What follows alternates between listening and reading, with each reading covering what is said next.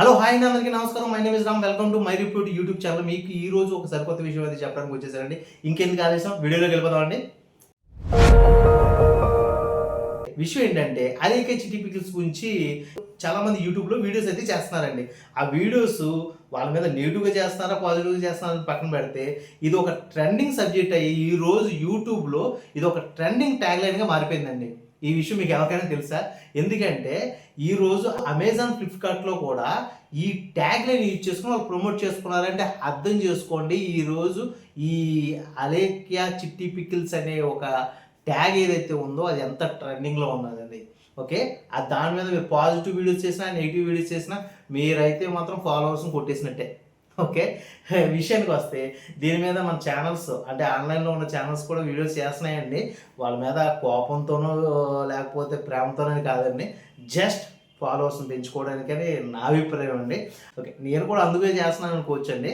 But విషయానికి వస్తే ఒక కంపెనీ యొక్క ఫ్రాడ్ని బయటపెట్టే విధానంలో ఆ కుర్రోడ్ సక్సెస్ అయ్యాడు, కానీ ఆ కంపెనీ యొక్క స్థితిగతుల్ని ఒక కేసు రూపంలో మలిచి దాన్ని కనుక మీరు చట్టానికి పట్టించుంటే మీరు ద బెస్ట్ పర్సన్ అయి ఉంటారని నేను అనుకుంటున్నానండి. ఎందుకంటే అమ్మాయి తిట్టింది మిమ్మల్ని, కన్జ్యూమర్ కోర్టులో మీరు కేసు ఫైల్ చేసి ఉంటే ఖచ్చితంగా మీకు తగు న్యాయం జరుగుతును. దీనివల్ల మీకే కాదు చాలామంది యువతకి మీరు ఆదర్శప్రాయంగా ఉందరు. ఎందుకు ఈ మాట అంటున్నానంటే ఒక కస్టమర్ని తిట్టే రైట్స్ ఏ ఓనర్స్కి లేవండి, షాప్ ఓనర్స్కి. ఎందుకంటున్నానంటే గతంలో ఇలాగే ఒక హైదరాబాద్ రెస్టారెంట్లో ఒక కస్టమర్కి అండ్ ఒక రెస్టారెంట్ ఓనర్స్కి మధ్య జరిగిన యుద్ధంలో ఒక ఫైటర్స్ ఒక 10 మంది బౌన్సర్స్ వచ్చి అతను కొట్టి చంపేశారు. ఆ బిర్యానీ పాయింట్ పేరు మార్చుకోవాల్సి వచ్చింది, మార్చుకుని మళ్ళీ అదే పేరుతో కంటిన్యూ చేస్తున్నారు, వేరే విషయం అండి. ఎంతకన్నా వరస్ట్ ఇంకోటి లేదు. దీని మీద ఫైట్ చేసే హక్కు మనందరికీ ఉంది యాజ్ ఎ కస్టమర్. ఎందుకంటే మనం ఇండియాలో బతుకుతున్నాం ఒక కస్టమర్స్, మనం ఏదైనా క్వశ్చన్ చేసే హక్కు మనకు ఉంది. ఓకే, ఈ క్వశ్చన్ చేయొద్దు అనేసి వాళ్ళు బూతులు తిడతానంటే అది ఎంతవరకు కరెక్టు? గతంలో ఇలాగే కిరాకార్పి గారు అనుకుంటా, ఆయన చేపల పులుసు విధానాన్ని కూడా ఇలాగే ప్రమోట్ చేస్తూ ఆయన షట్ డౌన్ చేసుకున్నారు. దాని గురించి యూట్యూబ్లో వీడియోలు కూడా ఉన్నాయి. అలాగే TV55 అనే ఒక ఛానల్ ఉందండి. అది న్యూస్ అండ్ హెయిర్ ఆయిల్ అనేసి ఒక హెయిర్ ఆయిల్ అయితే ప్రమోట్ చేస్తూ ఇలాగే ఫ్రాడ్ చేసింది. దాని మీద కేసు ఫైల్ అయిన వెంటనే వాళ్ళు షట్ డౌన్ చేసుకుని వెళ్ళిపోయారు. ఈ విషయం ఎవరికైనా తెలుసా? ఇందులో ఇప్పుడు యూట్యూబ్లో వీడియోస్ ఉండవు కానండి, చాలామంది సీనియర్ జనరేషన్ అడిగితే మీకు ఈ విషయం తెలుస్తుంది. లేకపోతే ఒక 15 ఇయర్స్ బ్యాక్ మీరు ఎవరైనా పాత పీపుల్స్ ఉంటే వీళ్ళని అడిగితే మీకు ఈ విషయాలు తెలుస్తాయి. ఇలాగే మన దేశంలో చాలామంది ఫ్రాడ్ కంపెనీస్ పెడుతూ ఇలా మోసాలు చేస్తూ దీని మీద లోన్లు తీసుకుని వాళ్ళు ఎగ్గొట్టి పారిపోతున్నారు. ఓకే, ఎందుకు ఈ మాటలు అంటున్నానంటే ఇప్పుడు అలీకే చిట్టి పికిల్స్ గురించి నేను చూస్తున్న వీడియోలో చాలామంది ఏం చెప్తున్నారంటే ఇదంతా ఫ్రాడ్, ఫుడ్ బాగోలేదు, ఆ మెటీరియల్ అస్సలు బాగోలేదు అని కంప్లైంట్ రేజ్ చేస్తున్నారు. అది యూట్యూబ్లో వీడియోలు చేసి పెడుతున్నారు. బట్ వాళ్ళు FSSAIకి మీరు కంప్లైంట్ రీచ్ చేసినా, ఫుడ్ సేఫ్టీ ఆఫీసర్స్కి మీరు ఫోన్ చేసి చెప్పినా, ఈ వెబ్సైట్లో ఉన్నట్టు ఆన్లైన్లో మీరు కేసు ఫైల్ చేసినా కానీ ఖచ్చితంగా మీకు తగు న్యాయం జరుగుద్ది. మీతో పాటు మాకు కూడా న్యాయం జరుగుద్ది. ఎందుకంటే ఒకవేళ మీరు దాన్ని జీర్ణించుకుని చెప్తున్నా కానీ కొంతమందికి ఉండదు, వాళ్ళు చనిపోయే ప్రమాదం కూడా ఉంది. దాన్ని ఫుడ్ పాయిజన్ అంటారు. ఓకే, అది ఫుడ్ సేఫ్టీ ఆఫీసర్స్ చెప్తే ఖచ్చితంగా దీని మీద చాలా వరకు న్యాయమే కాదు, చాలా ప్రాబ్లమ్స్ని క్లియర్ చేసినట్టు అవుతాం.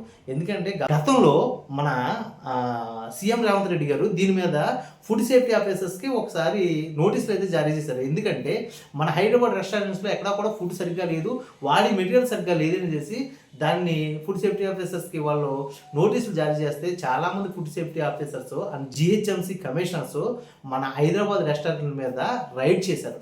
చాలా వరకు బ్యాడ్ మెటీరియల్ తెలియంది. అందులో కొన్ని రాయలసీమ రుచులు లాంటి రెస్టారెంట్ని క్లోజ్ చేశారు. ఈ విషయం చాలామందికి తెలియకపోవచ్చు, బట్ ఇది తెలియడం చాలా మంచిది. ఎందుకంటే ఈరోజు మనం ఎక్కువగా బాధపడుతున్న విషయం ఏదైతే ఉందో అది కల్తీ ఫుడ్. ఆ కల్తీ ఫుడ్ తినే త్వరగా క్యాన్సర్స్ వస్తున్నాయి, హార్ట్ అటాక్స్ వస్తున్నాయి అండ్ BP షుగర్స్ వస్తున్నాయి. దీని మీద ఖచ్చితంగా మనం తెలుసుకోవాలి, మనం పోరాడాలి, మన రైట్స్ అని ఫీల్ అవ్వాలి. అందుకోసమే ఈ వీడియో అండి. ఓకే, దీని మీద నేను కంప్లైంట్స్ ఎలా రేజ్ చేయాలనేది మనకి ఈ స్క్రీన్ మీద ఇస్తున్నాను చూడండి. ఈ విధంగా మీరు వెళ్ళి కంప్లైంట్ రేజ్ చేయండి. ఇలా రేజ్ చేసిన రోజున ఖచ్చితంగా ఇటువంటి ఫ్రాడ్ కంపెనీలు అయితే క్లోజ్ అవుతాయండి. అయితే ఈ అరేకేచి టిపికల్స్కి వచ్చేసేటప్పటికి వీళ్ళు ముగ్గురు అక్కా చెల్లెలని విన్నానండి. వీళ్ళ గురించి తెలుసుకుందామని మా రాజమండ్రిలో ఉన్న స్నేహితుల్ని వాళ్ళని నేను అప్రోచ్ అయ్యాను. వాళ్ళు చెప్పిన విధానం ఏదైతే ఉందో వాళ్ళ ఫ్యామిలీ రిలేషన్స్ కూడా సరిగ్గా లేవు, వాళ్ళ ఎవరితోనూ కలవరు అనేసి అదేదో ఆయన వాళ్ళ పర్సనల్ డీటెయిల్స్ అయితే కొన్ని ఇచ్చారు. బట్ అవి మనం వాళ్ళ వ్యక్తిగతం కాబట్టి బయట పెట్టకూడదు కాబట్టి నేను అది చెప్పట్లేదు. కానీ వాళ్ళు చేసే విధానం ఏదైతే ఉందో అది పూర్తిగా రాంగ్ అని మాత్రం అతను చెప్తున్నాడు. ఓకే, ఈ విషయానికి వస్తే అలీక్ అనే అమ్మాయి మాత్రం తను చేసే బిహేవియర్ ఏదైతే ఉందో అది ముమ్మాటికి తప్పేనండి. ఎందుకంటే ఒక కస్టమర్ తిట్టే విధానం తనకు లేదు, తనకు ఆ రైట్స్ లేవు. ఎందుకంటే కస్టమర్ కంపెనీని ప్రశ్నించే అధికారమే కాదు, తిట్టే అధికారం ఉంది.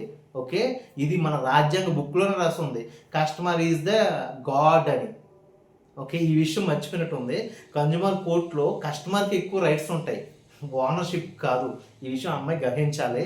బట్ ముగ్గురు ఆడపిల్లలు ఏదైతే ఉన్నారో అందులో ఇద్దరు ఆడపిల్లలు బయటకు వచ్చి యూట్యూబ్లో వివరణ ఇస్తూ వీడియోస్ అయితే చేశారు. అవి ఎక్కడా కూడా వాళ్ళని సమర్థించుకున్నట్టే ఉంది, కానీ వాళ్ళు ఎక్కడా కూడా సారీ చెప్తున్నట్టు కానీ వాళ్ళు పశ్చాత్తాపం చెందుతున్నట్టు కానీ ఎక్కడా లేదు. బట్ వాళ్ళ వ్యవహార శైలి అలా ఉండొచ్చు. బట్ మనకున్న పరిధిలో ఇప్పుడు యూట్యూబ్లో ఈ వీడియోస్ ఎక్కడైతే ట్రెండ్ అవుతున్నాయో వాళ్ళందరూ కలిసి ఖచ్చితంగా నేను చూపించినట్టుగా ఈ స్క్రీన్లో ఉన్న వెబ్సైట్స్కి వెళ్ళి మీరు కంప్లైంట్ రేజ్ చేయగలిగితే వాళ్ళని ఖచ్చితంగా మీరు క్లోజ్ చేసినట్టే. ఎందుకంటే ఇది జరగాలి, ఇది ఈ రోజు జరిగితేనే రేపొద్దున ఒక నీరవ్ మోడీ కానీ ఒక KFC ఓనర్ కానీ మళ్ళీ పుట్టరు. ఇలాంటి వాళ్ళే గవర్నమెంట్లో ఈ కంపెనీ పేరు చెప్పి లోన్స్ తీసుకుని కంపెనీని ఎత్తేసి జంప్ అయిపోయే వ్యవహారాలు చేస్తారు. ఇలా చేయడం వల్లే మన కోర్టులు ఇవి కూడా సరిగ్గా సహకరించక మనకి ఎన్నో ప్రాబ్లమ్స్ వస్తున్నాయి. ఓకే, దయచేసి ఇటువంటి వాళ్ళని ఆదిలోనో లేకపోతే మొక్కగా ఉన్నప్పుడే తుంచితేనే మానే మనల్ని ఇబ్బంది పెట్టదనేసి నా అభిప్రాయం అండి, అండ్ చాలామంది ప్రజల యొక్క అభిప్రాయం అండి. ఓకే, ఈ వీడియో ఎక్కడితో సమాప్తం అండి. ఈ వీడియో కనుక మీకు నచ్చినట్లయితే please like, share and subscribe అండి. మరో సరికొత్త వీడియోతో మీ ముందుకు వస్తానండి. అంతవరకు సైన్ అవుట్.